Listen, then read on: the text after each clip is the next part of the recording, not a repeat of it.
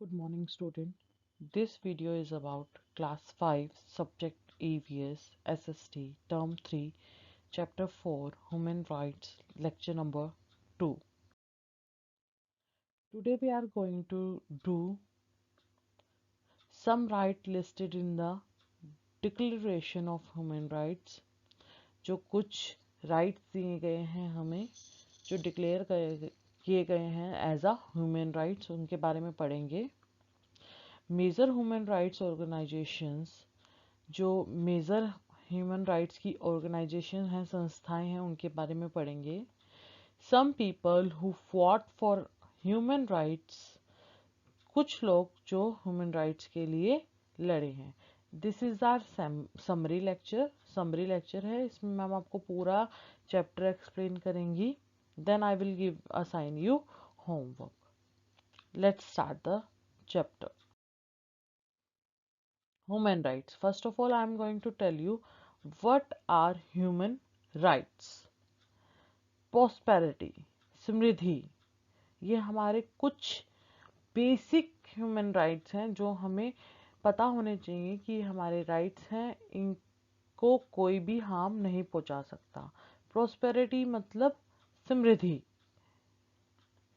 Dignity, हमारी गरिमा, ठीक है, हमारी डिग्निटी मतलब गरिमा।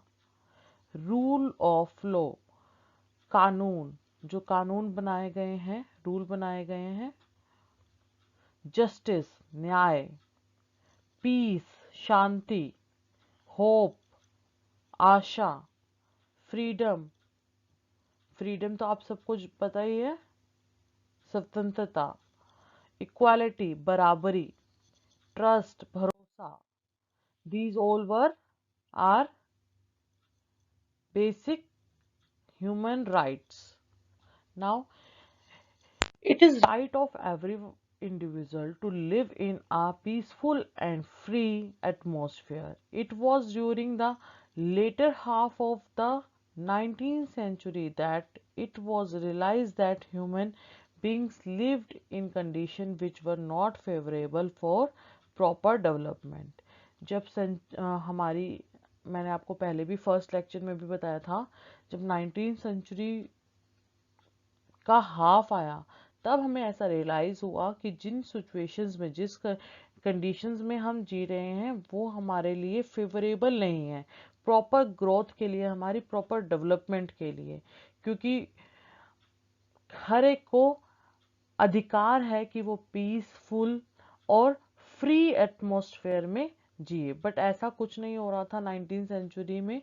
तो ऐसा रियलाइज किया गया कि ये कंडीशंस हमारे लिए फेवरेबल नहीं। Moreover, the measure and abuse during and after World Wars made organizations feel that more security was required to safeguard human rights. जो कस्ट, मेजर मतलब कस्ट, और अब्यूज मतलब गलत वर्ड्स यूज किए गए वर्ल्ड वॉर्स में, उस उसके तहत हमारी ऑर्गेनाइजेशंस को ऐसा लगा कि ह्यूमन राइट्स को और भी ज़्यादा सेफगार्ड, सुरक्षा कवच की ज़रूरत है। So on 10th December 1948, the United Nations adopted set of rules known as the Universal Declaration of Human Rights. This was done to bring to the attention of the people of the world that these rights to be a common standard for all nations. तब 10th दिसंबर 1948 में क्या किया गया, United nation ने adopt किए कुछ rules, कि ये रूल्स हैं, ठीक है, ये फॉलो करने ही हैं ह्यूमन राइट्स के लिए। कोई किसी की डिग्निटी को, कोई किसी की फ्रीडम को नुकसान नहीं पहुंचा सकता, ठीक है। और उनको नाम दिया गया universal declaration of human rights का। और इससे अटेंशन भी सीखी पूरे वर्ल्ड की कि आप लोगों का अब हमें बताना भी तो पड़ेगा ना कि हमारे क्या राइट्स हैं। हमें तो पता ही नहीं है कि हमारे राइट्स हैं। तो पूरे जो वर्ल्ड है उनके पीपल की अटेंशन सीख की गई और उन्हें बताया गया बेटा ये आप लोगों के कॉमन स्टैंडर्ड राइट्स हैं जिनके लिए आप अपनी फाइट लड़ सकते हो, जो आपको मिलेंगे ही। Some rights listed in the declaration of human rights. अब हम कुछ राइट्स पढ़ने जा रहे हैं जो डिक्लेरेशन ऑफ ह्यूमन राइट्स में लिखे गए हैं।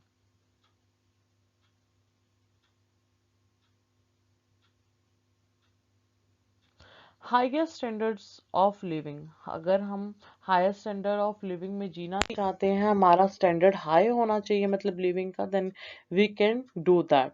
फुल एम्प्लॉयमेंट, अगर हम कहीं भी काम कर रहे हैं तो वहां से हमें फुल एम्प्लॉयमेंट मतलब पूरे पैसे मिलने चाहिए। Economic and social progress. Economic मतलब आर्थिक एंड सोशल मतलब सामाजिक प्रोग्रेस। अगर हम प्रोग्रेस कर रहे हैं तो हमारी आर्थिक और सामाजिक, समाज के साथ और आर्थिक भी दोनों तरीके से प्रोग्रेस होनी चाहिए।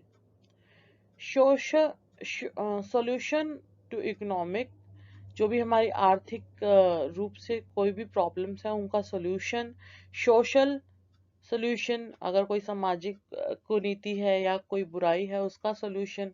हेल्थ रिलेटेड प्रॉब्लम्स, जो भी हेल्थ रिलेटेड प्रॉब्लम्स हैं उनका सॉल्यूशन। कोई डिसीज आई है उसका सॉल्यूशन, ठीक है, उसका जो ट्रीटमेंट है।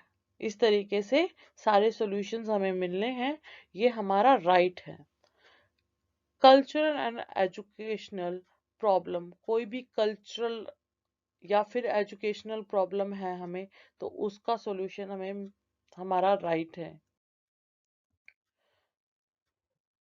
Universal respect for human rights without any difference to race, religion, caste and grid.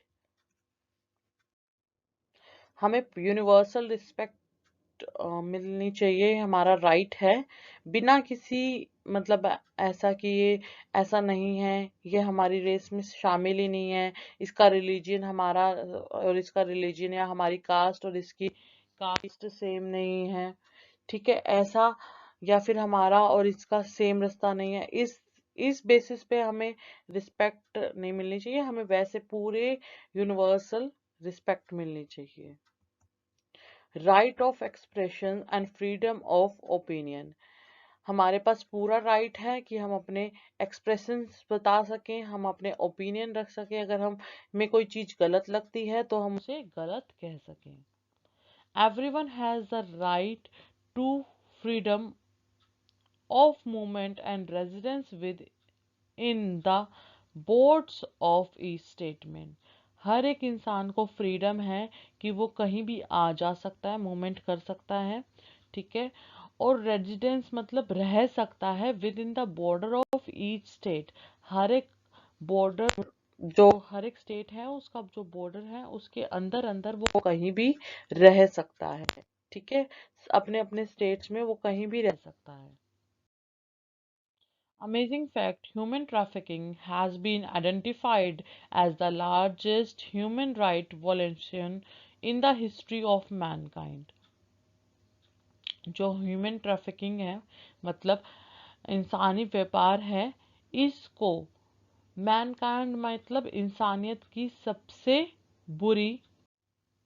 सबसे बुरा उल्लंघन माना गया है, ठीक है, ये ह्यूमन राइट का सबसे बड़ा उल्लंघन है। Major human rights organization, अब now we are going to read major rights organisation, जो ऑर्गेनाइजेशन है जो ह्यूमन राइट्स के ऊपर काम करती हैं, ठीक है, हमें ह्यूमन राइट्स, जो भी हमारे ह्यूमन राइट्स हैं उनके बारे में अवेयर कराती हैं, ठीक है, उनके बारे में समझाती हैं। To see the basic rights of an individual were not violated मतलब उल्लंघन, ये देखा जाता है कि बेसिक राइट जो है इंडिविजुअल के, एक इंसान के, उनका उल्लंघन ना हो। Some organisations at all level, national and international level have been set up, some of them are, कुछ ऑर्गेनाइजेशन हर एक लेवल पर, चाहे वो नेशनल हो चाहे वो इंटरनेशनल लेवल हो, उस पर सेटअप की गई हैं। अब हम उनके बारे में कुछ पढ़ने जा रहे हैं, कुछ के बारे में पढ़ने जा रहे हैं। Number one is Human Right Foundation. These are the name of organization बेटा. ये name of organizations हैं जो सेटअप की गई हैं, बनाई गई हैं for human rights, human rights के लिए. ठीक है. First one is Human Right Foundation. Second is International Committee of Red Cross. Third is International Federation for Human Rights. Fourth one is Amnesty International. Fifth one is United Nations Commission on Human Rights. Sixth one is the National Human Rights Commission. ठीक है. Now we are going to read further about them. हम इनके बारे में पढ़ना start करेंगे. First of all human right foundation. Human right foundation क्या है? एक नॉन प्रॉफिट ऑर्गेनाइजेशन है जो प्रमोट और प्रोटेक्ट करती है ह्यूमन राइट्स को ग्लोबली. ग्लोबली मतलब पूरे संसार में. नॉन प्रॉफिट ऑर्गेनाइजेशन है मतलब बिना पैसे के काम करने वाली ऑर्गेनाइजेशन है, संस्था है जो ह्यूमन राइट्स को प्रमोट करती है, प्रचार करती है उसका, और उसको ह्यूमन राइट्स को प्रोटेक्ट करती है. ठीक है बेटा. Now next one is International Committee of Red Cross. International Committee of Red Cross. It is a neutral and impartial committee whose work is to protect the lives and dignity of victims of war and provide them assistance. ये एक neutral committee है. ऐसा नहीं है कि एक जने के लिए अलग है, दूसरे जने के लिए अलग है, सबके लिए न्यूट्रल है. ठीक है. ये क्या करती है? ये वर्क करती है to protect the lives, lives को बचाने के लिए, डिग्निटी, गरिमा को बचाने के लिए विक्टिम्स के. अगर कोई भी विक्टिम है, ठीक है, विक्टिम मतलब पीड़ित है वॉर में, जैसे वॉर चल रही है और लड़ाई चल रही है तो वहां पे कोई विक्टिम है, ठीक है, तो उसको पूरी मेडिकल जो ट्रीटमेंट है वो देना. ठीक है. और उन्हें सहायता प्रदान करना कि क्या उन्हें सहायता दे सकते हैं, वो सहायता करना उनकी. Next is international federation for human rights. The focus area is to protect human right defenders and provide justice for all throughout the world. इस फाउंडेशन का, इस ऑर्गेनाइजेशन का फोकस रहता है कि ह्यूमन राइट्स का प्रोटेक्ट हो. ठीक है. उन्हें जस्टिस मिले. जस्टिस मतलब न्याय मिले. कोई भी किसी तरीके से कानून, जैसे हमारे जो कानून बने हुए हैं उनका उल्लंघन ना करे. अगर उल्लंघन करता है तो उसको उसके लिए जस्टिस मिले. ठीक है. बचाव करता है ये ह्यूमन राइट्स का. ठीक है. और लोगों को जस्टिस दिलाने में हेल्प करता है, न्याय दिलाने में हेल्प करता है.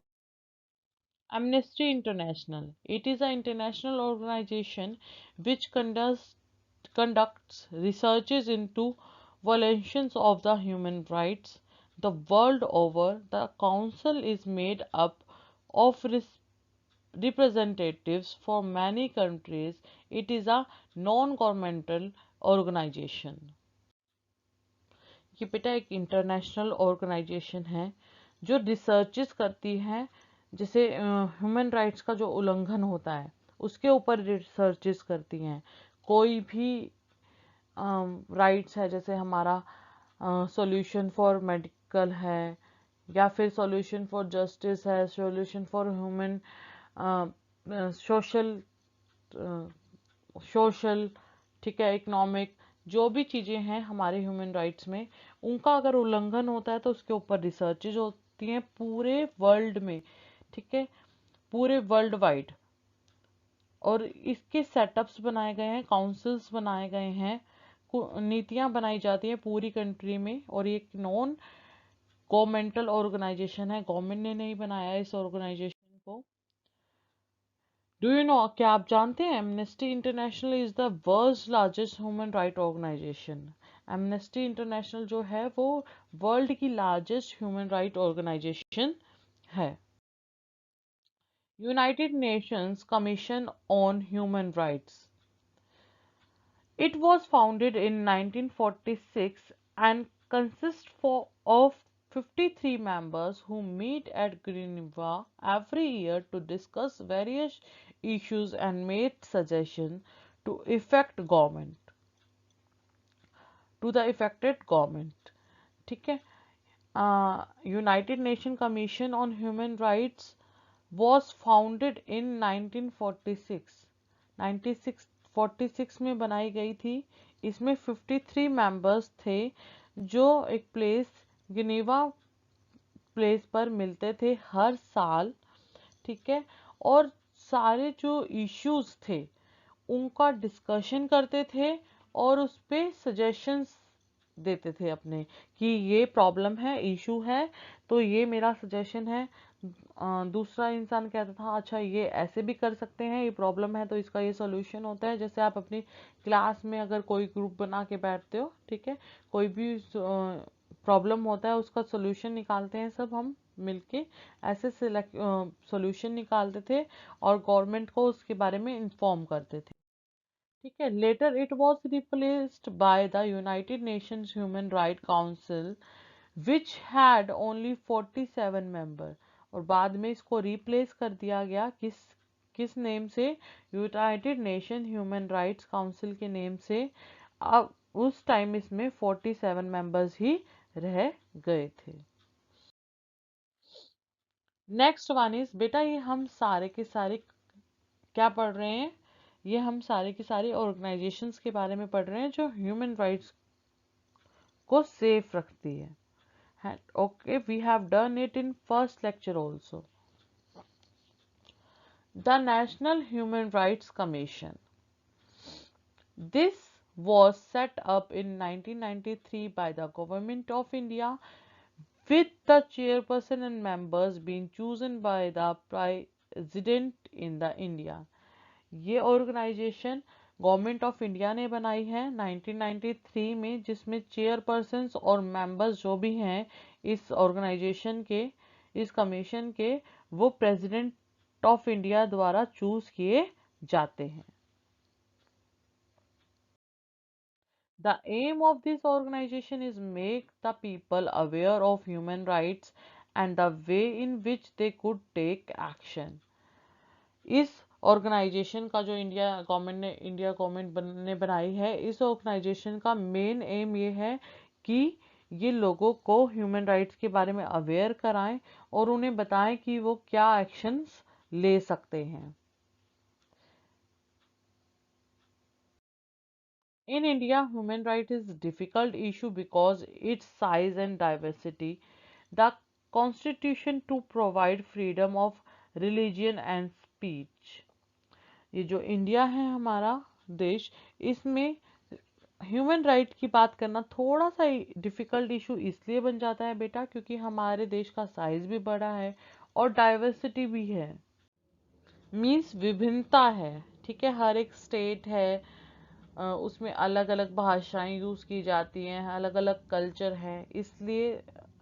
और हमारा जो कॉन्स्टिट्यूशन है, जो हमारा कानून है, वो भी हमें फ्रीडम प्रोवाइड करता है कि हम कोई भी रिलीजन के हो, कोई भी रिलीजन को चूज कर सकते हैं, कोई भी स्पीच चूज कर सकते हैं, कोई हमारे ऊपर फोर्स नहीं है. इसलिए यहाँ पर ह्यूमन राइट्स की बात थोड़ी डिफिकल्ट हो जाती है.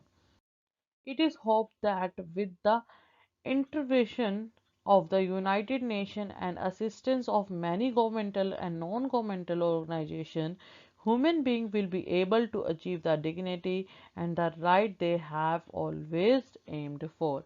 ये आशा की जाती है कि यूनाइटेड नेशंस, जो भी हमारे सारे यूनाइटेड नेशंस हैं और जो भी असिस्टेंस हैं गवर्नमेंट और नॉन गवर्नमेंटल ऑर्गेनाइजेशन जो बनाई गई हैं, उनकी हेल्प से हम ह्यूमन बीइंग जो हैं अपने डिग्निटी, गरिमा और अपने राइट्स को, ठीक है, ऑलवेज एम, जो हमारा हमेशा हमें एम रहता है कि ये राइट्स हैं हमारे, ये हमें मिलने चाहिए, उनको हम हमेशा अचीव कर पाएं. With the help of these organisation, ये ऑर्गेनाइजेशंस हैं, ये हमारी हेल्प करती हैं कि हम अपने जो राइट्स हैं उनको अचीव कर पाएं. और हमें खुद भी ध्यान रखना चाहिए जो हमारे राइट्स हैं हम उनको अचीव कर पाएं. Some people who fought for human rights कुछ लोग जो ह्यूमन राइट्स के लिए लड़े हैं।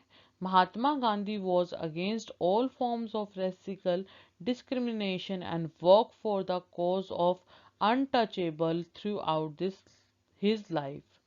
महात्मा गांधी जी ने लड़ाई की है रेसिकल डिस्क्रिमिनेशन, मतलब जाति, जो भेदभाव होता था जाति के ऊपर, उसके लिए। ठीक है। और अनटचेबल, कुछ लोग पहले कहते थे आप हमें छू नहीं सकते, छुआछूत है, ये है, इस तरीके की जो भी डिस्क्रिमिनेशन होती थी उस पर वर्क किया अपनी पूरी लाइफ में। Martin Luther king junior struggle for the equality of the blacks in the United states में मार्टिन लूथर किंग जो थे जूनियर, उन्होंने हमेशा स्ट्रगल किया, उन्होंने चाहा कि हमेशा इक्वलिटी मिले ब्लैक्स को भी, जो भी ब्लैक कलर डिस्क्रिमिनेशन होता है वहाँ पर। ठीक है। तो वाइट कलर और ब्लैक कलर दोनों को इक्वलिटी मिले, ये नहीं कि कलर के ऊपर कि तुम्हारा काला रंग है तो तुम पढ़ नहीं सकते, इस तरीके की इनको इन इक्वलिटी ना हो, इक्वल रहें ब्लैक और वाइट्स दोनों।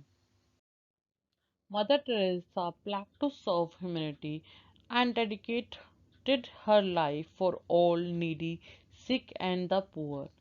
मदर टेरेसा जी ने प्रतिज्ञा ली और पूरी अपनी लाइफ जो थी वो सर्व कर दी ह्यूमैनिटी के लिए। ठीक है। इंसानियत के लिए, जो लोग ओल्ड थे, ठीक है, और नीडी थे, ज़रूरत थी उनको, सिक थे, बीमार थे या फिर गरीब थे, उनकी हेल्प करने में उन्होंने अपनी पूरी जो लाइफ थी वो सर्व कर दी। Abraham Lincoln was responsible for the abolishing of slavery from the USA after the Civil War, which later lasted for 4 years। जो अब्राहम लिंकन थे वो रिस्पॉन्सिबल थे जो स्लेवरी मैंने आपको, हमने सेकेंड टर्म में भी पढ़ा था स्लेवरी क्या है। स्लेवरी यूएसए में लोगों को बंदी बना के लेके आया जाता था और काम कराया जाता था उनसे, वो खत्म करने के लिए अब्राहम लिंकन ने सिविल वॉर भी की थी यूएसए में, जो 4 इयर्स तक चली थी, बट वहां से स्लेवरी को मिटा दिया था उन्होंने। ठीक है। Karl Marx, a German economist, was against the rich and wanted a society where everyone's equal। Karl Marx एक जर्मनी के इकोनॉमिस्ट हैं, उन्हें वो अगेंस्ट है रिच के, कि कोई गरीब और कोई अमीर। ठीक है। वो ऐसी सोसाइटी चाहते हैं जहाँ पर सब इक्वल हो, सब बराबर हो। Doctor Nelson Mandela fought against apartheid in South Africa for many years। Doctor Nelson Mandela ने भी साउथ अफ्रीका में जो रंग के ऊपर भेदभाव किया जाता था उसके लिए बहुत साल तक लड़ाई की थी। तो बेटा ये सारे तो थे जिन्होंने ह्यूमन राइट्स के लिए फाइट्स भी की। Now we are going to revise the chapter again, once again. The UNA adopts and proclaims the Universal Declaration of Human Rights on 10th December 1948। UNA ने कब अडॉप्ट किया था universal declaration of human rights? 10 दिसंबर 1948 में। 10 December is celebrated as human rights day every year. 10 दिसंबर को human rights day बनाया जाता है हर साल। Organizations have been set up at national and international level to safeguard and promote the human rights। Organisation, संस्थाएं बनाई गई हैं, हमने पढ़ी हैं संस्थाएं। ठीक है। जो इंटरनेशनल और नेशनल लेवल पर सेफ गार्ड करती हैं, बचाती हैं ह्यूमन राइट्स को। Amnesty International, NHRC, International Committee of Red Cross etcetera are some well known human rights organisation. ये सारी जो ऑर्गेनाइजेशंस के हमने नाम पढ़े थे अभी पीछे, ये ऑर्गेनाइजेशंस के नाम आपको बताए गए हैं। ठीक है। ये वेल नोन ऑर्गेनाइजेशंस हैं, जानी जाती हैं ह्यूमन राइट्स ऑर्गेनाइजेशन के नाम पर. Organizations have been set up at national and international to safeguard and promote the human rights. अभी बताया मैंने आपको कि ये ऑर्गेनाइजेशन नेशनल और इंटरनेशनल दोनों लेवल पर बनाई गई हैं ताकि ये सेफ गार्ड रक्षा कवच की तरह काम कर सके ह्यूमन राइट्स के ऊपर और प्रमोट कर सके human rights.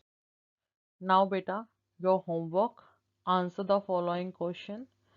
What does the amnesty international do? We have done 1 to 4 question in first lecture. This is the last question कि Amnesty International क्या करती है, and you have to do your book exercise of chapter number 4. आपको अपनी book exercise करनी है chapter number 4 की. You can fill your book exercise in your book only. book में ही fill कर सकते हैं, ठीक है. And this question you have to do in your notebook. So share your homework with me on my email ID. Okay beta, bye bye, have a nice day, be safe, be happy, bye bye beta.